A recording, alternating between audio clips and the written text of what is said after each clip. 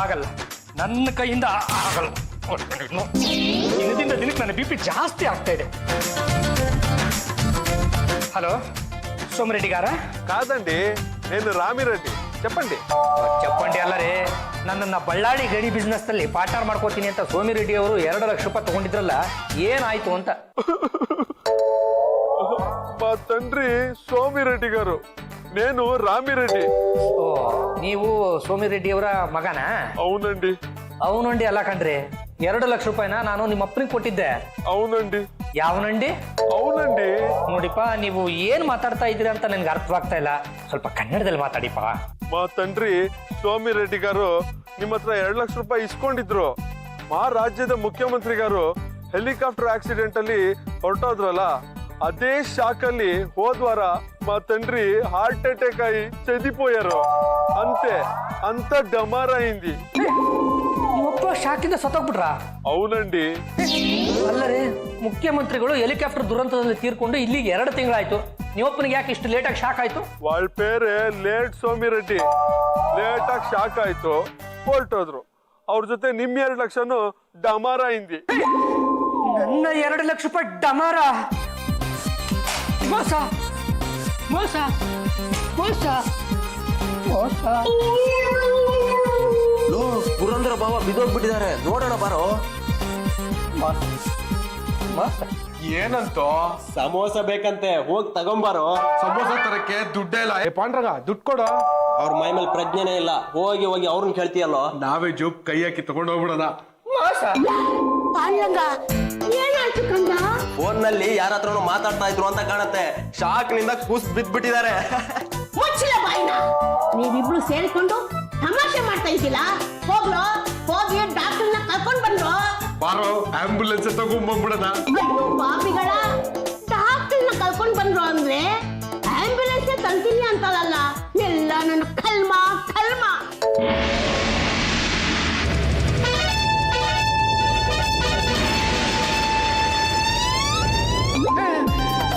ಯಮಣ್ಣ, ಯಮರಾಜ, ಯಮಧರ್ಮರಾಯ. ನೋಡಪ್ಪ, ನನಗೆ ಇನ್ನೂ 2 ಲಕ್ಷ ರೂಪಾಯಿ ಬ್ಯಾಲೆನ್ಸ್ ಬರೋದಿದೆ. ಆ ಸೋಮಿರೆಡ್ಡಿ ನನಗೆ ಮೋಸ ಮಾಡಿಬಿಟ್ಟಿದ್ದಾನೆ.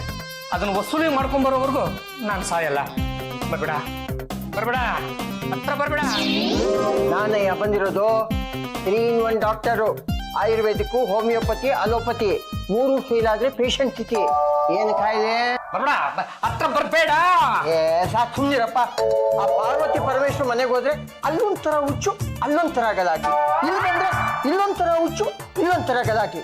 ನನಗೆ ಸಿಗೋ ಪೇಷಂಟ್ಗಳೆಲ್ಲ ಒಂಥರ ಐಲ್ ಪೈಲ್ಗಳೇ. ಮೋಸ ಮೋಸ. ಈ ಪೇಷಂಟ್ಗೆ ಯಾರು ಗತಿ ಇಲ್ವಾ? ಮೋಸ.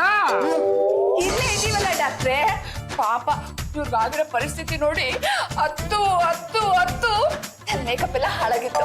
ಅದಕ್ಕೆ ಸರಿ ಮಾಡ್ಕೊಳಕ್ ಹೋಗಿದೆ. ಸರಿಗಿದ್ಯಾ? ಇವ್ರ ಆರೋಗ್ಯ? ಮೋಸ ಮೋಸ. ಅಲ್ಲಮ್ಮ, ಮೋಸ ಮೋಸ ಅಂತಿದ್ದಾರೆ. ನಿಮ್ಮಿಂದ ಏನಾದ್ರೂ ಮೋಸ ಆಯ್ತಾ? ಇಲ್ಲಪ್ಪ, 8 ವರ್ಷದಿಂದ ಇವರು ನನ್ನ ಪ್ರೀತಿಸ್ತಾ ಇದ್ದಾರೆ. BP ಜಾಸ್ತಿ ಆಗಿರೋದು ಕಣ್ಣಲ್ಲಿ ಎದ್ದು ಕಾಣ್ತಾ ಇದೆ. ಅಲ್ಲಪ್ಪ, ಆನು ಗಂಟ್ಲು BP ಇನ್ಫೆಕ್ಷನ್ ಆಗಿದೆ. ಮೋಸ. 2 ಲಕ್ಷ ಮೋಸ. 2 ಲಕ್ಷ ಏನ್ರಿ ಇದು? ಮೋಸ 2 ಲಕ್ಷ ಅಂತಿದ್ದಾರೆ. ಅಲ್ಲ, ಇವ್ರಿಗೆ ಬರ್ಬೇಕಾ ಡೌರಿ ಏನಾದ್ರು ಬ್ಯಾಲೆನ್ಸ್ ಇದೆಯಾ? ಈ ಡಬಲಿ ಕೊಟ್ಟವಳು ಡೌರಿ ಎಲ್ಲಿ ಕೊಡ್ತಾಳೆ? ಇವಳಪ್ಪ ಕೊಟ್ಟಿದ್ದು ಒಂದು ಡಬ್ಬ ಲೇಡಿಯೋ, ಅದು ಡಮ್ ಅಂತು. ಡಾಕ್ಟ್ರೆ, ಬಳ್ಳಾರಿ ಅದಿಲು ತೆಗೆಯುವ ಗಣಿ ವ್ಯವಹಾರಕ್ಕೆ ಏನ್ ಹೇಳ್ತಿದ್ದಾರೆ ಇವರು? ಬಳ್ಳಾರಿ ಅದರ ತೆಗೆಯೋ ಗಣಿ ವ್ಯವಹಾರಕ್ಕೆ ಅಂತಿದ್ದಾರೆ. ಇವರ ಅಕ್ಷರ ಮಾಲೆಯಲ್ಲಿ ರಾ ಅಕ್ಷರ ಇಲ್ಲ. ನಮ್ಮ ಅತ್ತೆಗೆ ರ ಬರಲ್ಲ. ನೋಡಿ, ನಿಮ್ಮ ಅತ್ತೆಗೆ ಬ್ಯಾಡಗಿ ಮೆಣಸಿಗೆ ಖಾರನ ಅರ್ದು ತಿನ್ಸಿ ರಾಕ್ಷರ ಬರುತ್ತೆ. ಸಾಕು. ನನ್ನ ಮಗ 2 ಲಕ್ಷ ರೂಪಾಯಿನ ಅಡ್ವಾನ್ಸ್ ಕೊಟ್ಟಿದ್ದ. ದುಡ್ಡು ತಗೊಂಡ ಮನುಷ್ಯ ಶಾಕ್ನಿಂದ ಸತ್ ಹೋದ್ನಂತೆ. ಗೊತ್ತಾಗ್ಬಿಡಿ, ನಿಮ್ಗೇನಾದ್ರೂ ತಲೆನಲ್ಲಿ ಬುದ್ಧಿ ಇದೆಯಾ? ಮೋಸ. ಈ ಗಣಿ ವ್ಯವಹಾರ ಅನ್ನೋದು ಕೋಟಿ ಗಟ್ಲೆದು. ಮೋಸ. ಹೋಗಿ 2 ಲಕ್ಷ ಕೊಟ್ಟಿದೆಯಲ್ಲಯ್ಯ, ಇವನ್ನ ಹೀಗೆ ಬಿಟ್ಬಿಡಿ. ಈ ಶಾಕ್ ಅನ್ನೋದು ಜಾಸ್ತಿ ಮಳೆ ಬಂದ ನೆರೆ ತರ ತಾನಾಗಿ ಸರಿ ಹೋಗುತ್ತೆ. ನೋಡಿ, ನಿಮ್ಮ ಸಮಾಧಾನಕ್ಕೆ ಅಂತ 1-2 ಮೆಡಿಸಿನ್ ಬರ್ಕೊಡ್ತೀನಿ.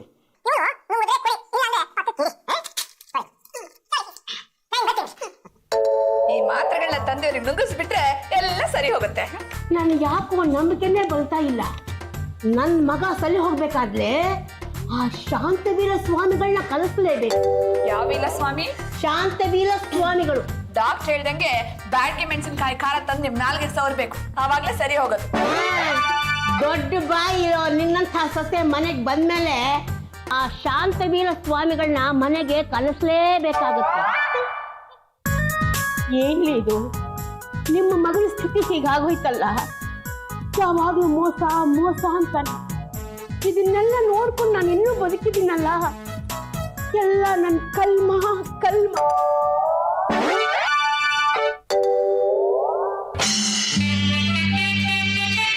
ಕೋಪ ಬೇಡ, ಶಾಂತಿ ಶಾಂತಿ ಶಾಂತಿ. ಬೈಬೇಡ, ಶಾಂತಿ ಶಾಂತಿ ಶಾಂತಿ. ಟೆನ್ಷನ್ ಬೇಡ, ಶಾಂತಿ ಶಾಂತಿ ಶಾಂತಿ.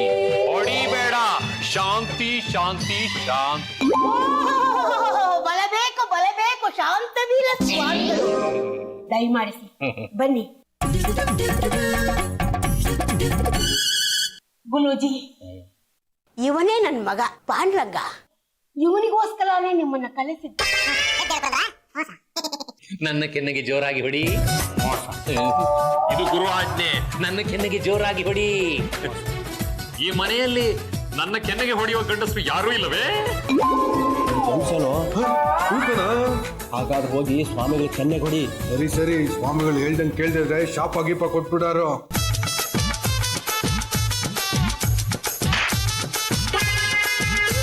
ಸಾಕ ಸ್ವಾಮಿಗಳೇ? ಸಾಕು. ಇನ್ನು ಬೇಕಿದ್ರೆ ಕೇಳಿ, ಸಂಕೋಚ ಪಟ್ಕೋಬೇಡಿ. ಬಲಶಾಲಿ, ಮಹಾಬಲಶಾಲಿ, ಭೀಮ, ಬಲಭೀಮ. ಬೇ, ಯಾರಾದ್ರೂ ಹೆಣ್ಣು ಮಕ್ಕಳು ನನ್ನ ಹೊಟ್ಟೆಗೆ ಕುದ್ದುತ್ತೀರಾ? ಹೊಟ್ಟೆ ಹೆಂಗಸರ ವಿಷಯ ಸುಮ್ಮನೆ. ಬನ್ನಿ ಬನ್ನಿ. ಇದೇನು ಏಟ? ಹೊಟ್ಟೆಗೂ ತಾಕಲಿಲ್ಲ, ಹೊಟ್ಟೆಗೂ ಸೋಕಲಿಲ್ಲ.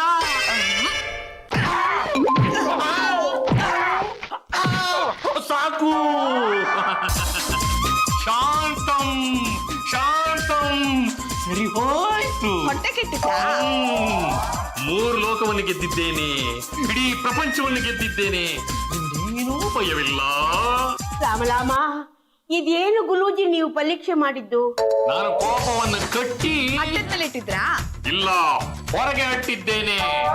ನನ್ನಲ್ಲಿ ಕೋಪ ಇದೆಯೋ ಇಲ್ವೋ ಅಂತ ನನಗೆ ನಾನೇ ಪರೀಕ್ಷೆ ಮಾಡಿಕೊಳ್ತಿದ್ದೇನೆ. ನಿಮ್ಗೆ ನಿಮ್ ಬಗ್ಗೆ ಡೌಟ್ ಕ್ಲಿಯರ್ ಆಯ್ತಾ? All clear. ನನ್ನ ಮಗ ಈಗ ತುಂಬಾ ಟೆನ್ಷನ್ ಅಲ್ಲಿದ್ದಾನೆ. 2 ಲಕ್ಷ ರೂಪಾಯಿ ಕಳ್ಕೊಂಡಿದ್ದಾನೆ. ಅವನಿಗೆ ನೀವು ಏನಾದ್ರೂ ಮಾಡಿ ಶಾಂತಿ ದೊರಕಿಸಿಕೊಡಬೇಕು. ಕೋಪ ಆಗ್ಲಿ ಟೆನ್ಷನ್ ಆಗ್ಲಿ ತಲೆಯಲ್ಲಿ ಹುಟ್ಟುತ್ತೆ, ಹೊಟ್ಟೆಗೆ ಇಳಿಯುತ್ತೆ, ಗಂಟಲಲ್ಲಿ ಬೆಳೆಯುತ್ತೆ, ಕಣ್ಣಿನ ಮೂಲಕ ಕಾಣಿಸ್ಕೊಳ್ಳುತ್ತೆ, ಕಡೆಯಲ್ಲಿ ಕೈಕಾಲುಗಳ ಮೂಲಕ ಹೊರಗಟ್ಟೋಗುತ್ತೆ. ಯಾರಿಗಾದ್ರೂ ಬೈದಾಗ ಹೊಡೆದಾಗ ಕೋಪ ಕಮ್ಮಿ ಆಗುತ್ತೆ. ಕೆಲವರಿಗೆ ಕೋಪ ಒಳಗಡೆನೇ ಉಳ್ಕೊಂಡ್ಬಿಡುತ್ತೆ. ಇನ್ನು ಕೆಲವರಿಗೆ ಕೋಪ ಮೂಗಿನ ತುದಿಯಲ್ಲೇ ಇರುತ್ತೆ. ಅದನ್ನು ಕಮ್ಮಿ ಮಾಡಬೇಕು ಅಂತಂದ್ರೆ ಉತ್ತರ, ದಕ್ಷಿಣ, ಪೂರ್ವ, ಪಶ್ಚಿಮ ಅಂತ ಹೇಳ್ಕೊಂಡು ಮೂಗಿಡ್ಕೊಂಡು ವ್ಯಾಯಾಮ ಮಾಡ್ಬೇಕು. ಸ್ವಾಮೀಜಿ, ಅದು ಹೇಗ್ ಮಾಡೋದ್ ತೋರಿಸ್ತೀರಾ? ಅಗತ್ಯವಾಗಿ ತೋರಿಸ್ತೀನಿ. NEWS news. ಕೋಪ ಸ್ವಲ್ಪ ಆಚೆಗೆ ಬಂತು. ದಿನ ಈ ರೀತಿ ಮಾಡ್ತಾ ಇದ್ರೆ ಎಲ್ಲ ಸರಿ ಹೋಗುತ್ತೆ. ಎಮ್ಮೆಸಿ, ಗುಲೂಜಿಗೆ ಹಾಲು ತಂದ್ಕೊಡು.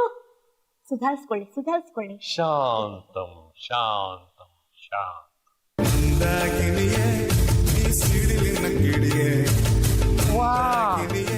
ಬ್ರಹ್ಮನ ಸೃಷ್ಟಿ ಅದ್ಭುತ.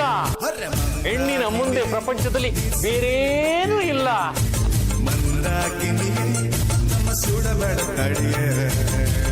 ಸ್ವಾಮಿಗಳೇ, ಹಾಲು. ನಾನು ಚಂಪಾ. ಸ್ವಾಮಿಗಳೇ, ನನ್ನ ಯಜಮಾನ್ರು ಯಾವಾಗ ಸರಿ ಹೋಗ್ತಾರೆ? ಅವರು ನಿಮ್ಮ ಯಜಮಾನ್ರ ಅಲ್ಲ, ನಮ್ಮ ಯಜಮಾನ್ರು. ಇವಳು ಈ ಮನೆ ಕುಕ್ಕು. ಕುಸುಮ ಪಾಲೆ ಇತ್ತವ. ಮದುವೆ ಆಗಿದೆಯಾ? ಸ್ವಲ್ಪನೂ ಆಗಿಲ್ಲ. ನನ್ ಗಂಡ ನೋಡಿ ಹೀಗೆ ಮುರಿತಾ ಇದ್ರೆ ಯಾವನ್ ಇವಳು ಕಟ್ಕೋತಾನೆ. ಮದುವೆ ಆಗಬೇಡ. ಮದುವೆಯಾದರೆ ನಿನ್ನ ನಾಚಿಕೆ, ಈ ಸೌಂದರ್ಯ ಹಾಳಾಗಿ ಹೋಗುತ್ತೆ. ಕೆನ್ನೆ ಮೇಲೆ ಬೀಳುವ ಗುಳಿ ಕೂಡ ಮುಚ್ಚಿ ಹೋಗುತ್ತೆ. ನಾನ್ ಹೇಗಿದ್ದೀನಿ ಸ್ವಾಮಿಗಳೇ? ಈ ಹಾಲಿಗೆ ಹೆಪ್ಪನ್ನು ಹಾಕಿ ಕಡದಾಗ ಬೆಣ್ಣೆ ಬರುತ್ತೆ. ಎಡವಟ್ಟಾದ್ರೆ ಸೀಮೆಣ್ಣೆ ಬರುತ್ತೆ. ಆ ಬೆಣ್ಣೆಯಿಂದ ವಿಗ್ರಹ ಕೆತ್ತಿದಾಗ ನೀನು ಸಿಗ್ತೀಯ. ಯಾಕೆ ಇವ್ರ ಅಜ್ಜಿ ಸಿಗಲ್ವಾ? ನಡಿ, ಅಡ್ಗೆ ಮನೇಲಿ ಕೆಲ್ಸ ಇದೆ.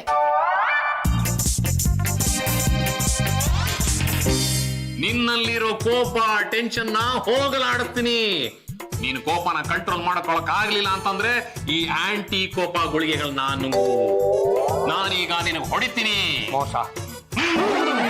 ಕೋಪ ಕಮ್ಮಿ ಆಯ್ತಾ? ಗುಳಿಗೆ ನುಂಗು. ಕೋಪ ಕಮ್ಮಿ ಆಯ್ತಾ? ಗುಳಿಗೆ ನುಂಗು.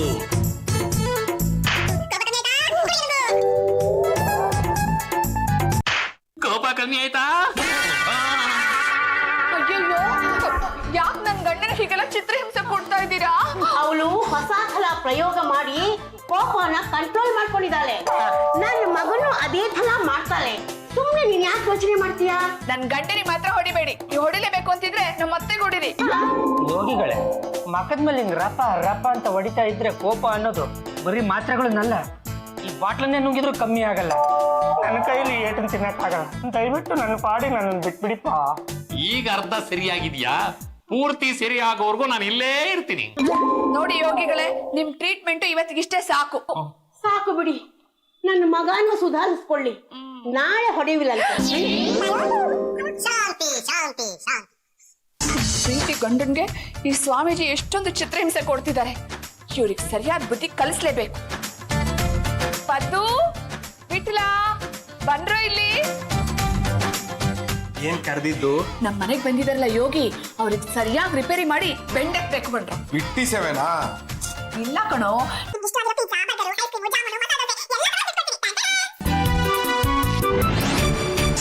ಏನೋ ಇದು? ಇದು ಹರಳೆಣ್ಣೆ. ಇದನ್ನ ನೆಲದ ಮೇಲೆ ಸ್ವಲ್ಪ ಚೆಲ್ಲಿದ್ದೀನಿ. ಆ ಯೋಗಿಗಳ ಕೆಳಗಡೆ ಬರ್ತಾರೆ, ಅದ್ರ ಮೇಲೆ ಕಾಲಿಟ್ಟು ಜಾರಿ ಬೀಳ್ತಾರೆ, ಕೈ ಕಾಲು ಮುರ್ಕೋತಾರೆ, ಬಾಲ ಮುದ್ರಕೊಂಡು ಊರಿಗೆ ದೌಡಾಯಿಸ್ತಾರೆ. ಗ್ಯಾರಂಟಿ ಅವ್ರು ಬೀಳ್ತಾರೇನೋ? ಬೇಕಾದ್ರೆ ನೀನೇ ಸ್ವಲ್ಪ ಚೆಕ್ ಮಾಡ. ಎಲ್ಲೋ ಇಲ್ಲ,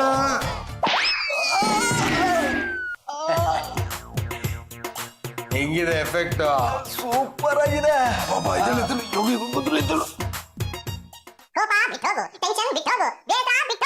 ಶಾಂತಿ ಶಾಂತಿ ಶಾಂತಿ ಶಾಂತಿ. ಯಾರು ಯೋಗಿಗಳೇ ಶಾಂತಿ? ನಿಮ್ಮನ್ನ ಹೆಂಡ್ತಿನ? ಶಾಂತಿ ಶಾಂತಿ ಶಾಂತಿ. ಏನಿಲ್ಲಿ ನಿಂತಿರೋದು? ನಿಮ್ಮನ್ ಕಂಡ್ರೆ ನಮ್ಗೆ ತುಂಬಾ ಭಯ. ಬುದ್ಧಿ ಇದೆ. ಒಳ್ಳೇದು ಒಳ್ಳೇದು. ನಾನು ಆಮೇಲಿಂದ ನಿಮಗೆ ನೀತಿ ಬೋಧನೆ ಮಾಡ್ತೀನಿ. ದಯಮಾಡಿಸಿ ದಯಮಾಡಿಸಿ ದಯಮಾಡಿಸಿ.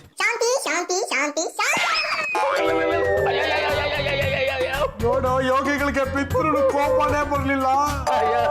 ನನ್ನ ಕೈ ಕಾಲು ಮುರಿದೋಯ್ತು. ಒಳ್ಳೇದಾಯ್ತು. ಬಲಗೈ ಜಖಮ್ಮಾಗಿದೆ, ಬಲಗಾಲು ಜಖಮ್ಮಾಗಿದೆ. ಸ್ವಲ್ಪ ಕಷ್ಟನೇ. ದೆಬ್ಬೆ ಕಟ್ಟಿದ್ರು ಪ್ರಯೋಜನ ಆಗಲ್ಲ. ನೋವು ಜಾಸ್ತಿ ಇದೆ. ನೆಲ ನೋಡ್ಕೊಂಡು ನಡಿಬೇಕು. ಅಮ್ಮ, ಈ ತೈಲನ ಕೊಡ್ತೀನಿ, 1 ತಿಂಗಳು ಚೆನ್ನಾಗಿ ಹಚ್ಚಿ ಎಲ್ಲ ಸರಿ ಹೋಗುತ್ತೆ. ಯಾಕೆ ಹೀಗಾಯ್ತು ಡಾಕ್ಟ್ರೆ? ಗ್ರಹಚಾರ. ಈ ಮನೆಯಲ್ಲಿ ನಡೆಯೋ ಕಥೆಗಳು 1, 2. ಇಲ್ಲಿ ಸೇರ್ಕೊಂಡಿರೋರೆಲ್ಲ ಎಡವಟ್ಗಳೇ. ಅದರಿಂದ ಈ ರೀತಿ ಆಗೋದು ಸಹಜ. ಜಾಜಿ, ಯೋಗಿಗಳನ್ನ ಸ್ವಲ್ಪ ನೋಡ್ಕೊಮ್ಮ. ಈ ಎಣ್ಣೆನ ಅವ್ರ ಕೈ ಕಾಲಿಗೆ ಹಚ್ಚು. ನಾನು ಇವತ್ತಾನೆ ಬ್ಯೂಟಿ ಪಾರ್ಲರ್ಗೆ ಹೋಗಿ ಮ್ಯಾನಿಕ್ಯೂರ್ ಮಾಡಿಸ್ಕೊಂಡ್ ಬಂದಿದ್ದೀನಿ. ಸಾರಿ ಅತ್ತೆ, ನೀವೇ ಹಚ್ಚಿ. ಯೋಗಿಗಳೇ, ನಾನು ವಯಸ್ಸಿನಲ್ಲಿ ದೊಡ್ಡವಳು. ನಿಮ್ ಹಳೆ ಪಾದ ಮುಟ್ಟಿದಲೆ ನಮ್ಮ ಯಜಮಾನ್ರು ಬೈತಾಳೆ. ಹೆಗ್ಗಣ ತರ ನೀವಿಲ್ ಬಿದ್ಕೊಂಡಿರ್ಬೇಕಾದ್ರೆ ಇಲಿ ಎಲ್ಲಿ ಬರುತ್ತೆ? ಸ್ವಲ್ಪ ತೆಪ್ಪಗೇರಿ ಅಂದ್ರು. ಇದಕ್ಕೊಂದು ವ್ಯವಸ್ಥೆ ಮಾಡ್ತೀನಿ. MSc.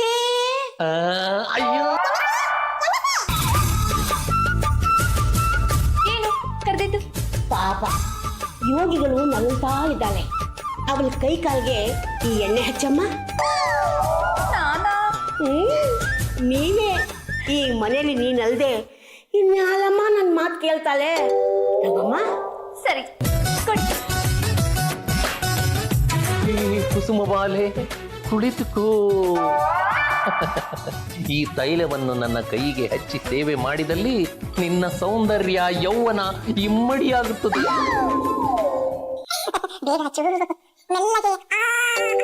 ಈಗ ಹೇಗಿದೆ ಯೋಗಿಗಳೇ? ಹಿತವಾಗಿದೆ, ಆನಂದವಾಗಿದೆ. ಬಿದ್ದಿದ್ದು ಸಾರ್ಥಕವಾಯಿತು. ಏ ಬಂದ್ರು ಇಲ್ಲಿ.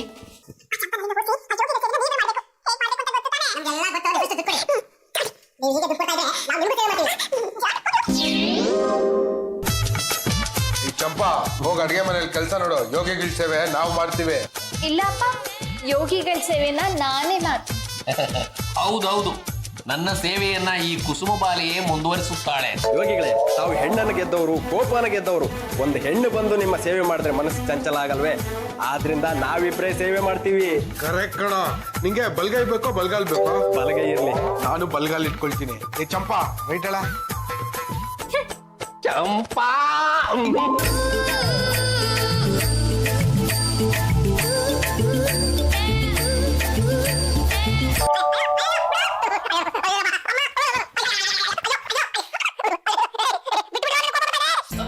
ಅಯ್ಯೋ ಏನು ಏನು ಇದು ಬಿಡ್ರೋ ಬಿಡ್ರೋ ಹೋಗ್ರೋ ಹೋಗ್ರೋ. ಏ ವಿಟ್ಲ, ಯೋಗಿಗಳ ಸೇವೆ ಪಾರ್ಟ್ 2 ನಾಳೆ ಕಂಟಿನ್ಯೂ ಮಾಡೋಣ.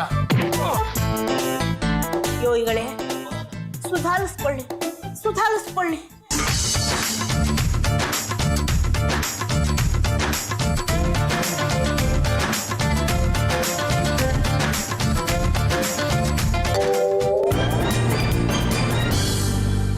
ಹಸಿವಿನಿಂದ ಪ್ರಾಣ ಹೋಗ್ತಾ ಇದೆ. ಚಂಪಾ, ತಿನ್ನಕ್ಕೇನಾದ್ರೂ ತಗೊಂಬಮ್ಮ. ಯಾರ್ಗೆ ಇದೆಲ್ಲ? ಯೋಗಿಗಳು. ಯೋಗಿ ಮುಂದೆ ನಿಂತ್ಕೊಂಡು ಬಯ್ಯಾರ ಮಾಡಿದ್ರೆ ಅವ್ರ ಹತ್ರ ಹೊಗಳಿಸ್ಕೊಳಕ ಕೊಡು, ನಾನೇ ತಗೊಂಡೋಗಿ ಕೊಡ್ತೀನಿ. ನೀವ್ ತಗೊಂಡೋಗ್ ಕೊಟ್ರೆ ಅವ್ರೆ ನಿಮ್ಗೆ ಹೊಗಳಲ್ಲ. ನೀವೇ ತಗೊಂಡೋಗ್ ಕೊಡಿ ಆಂಟಿ. ಆಂಟಿ ಅಲ್ಲ ಮೇಡಮ್. ಅದೇ ಮೇಡಮ್ ಆಂಟಿ. ಆಮೇಲೆ ವಿಚಾರಿಸ್ಕೋತೀನಿ. ಪದ್ದು, ವಿಟ್ಲ ಬಂದ್ರು ಇಲ್ಲಿ. ಏನು ಜಾಜಿ ಅವ್ರೆ, ಮತ್ತೆ ಮನೆ ಹಾಳು ಕೆಲ್ಸನ? ಗೊತ್ತಾಗೋಯ್ತಾ?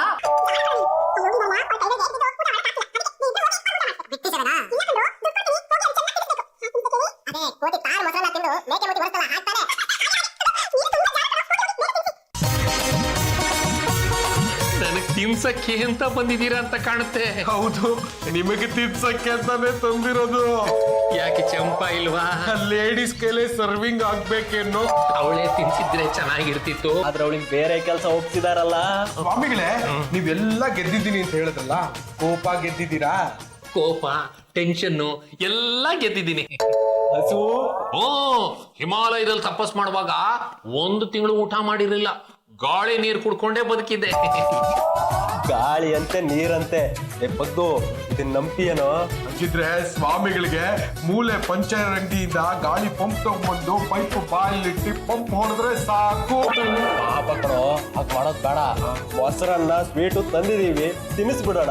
ಓಕೆ ಸ್ವಾಮಿಗಳೇ.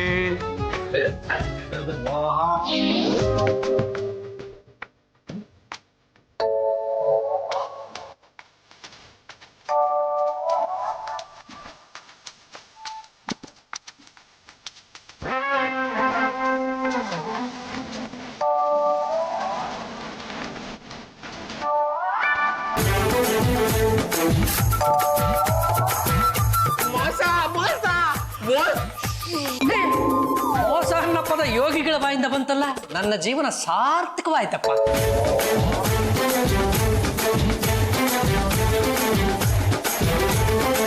ಯೋಗಿಗಳಿಗೆ ತಿನ್ಸಿದ್ದಾಯ್ತೇನ್ಲೋ? ಚೆನ್ನಾಗಿ ತಿನ್ಸಿದೀವಿ ನೋಡಿ, ಹೇಗೆ ಹೊಟ್ಟೆ ತುಂಬಾ ತಿಂದು ತೃಪ್ತಿಯಾಗಿ ಕೂತಿದ್ದಾರೆ. ಅಯ್ಯೋ, ಪ್ರಾಣ ಹೋಗ್ತಾ ಇದೆ. ಗಂಟ್ಲವರೆಗೂ ತಿಂದ್ರೆ ಇನ್ನೇನಾಗುತ್ತೆ?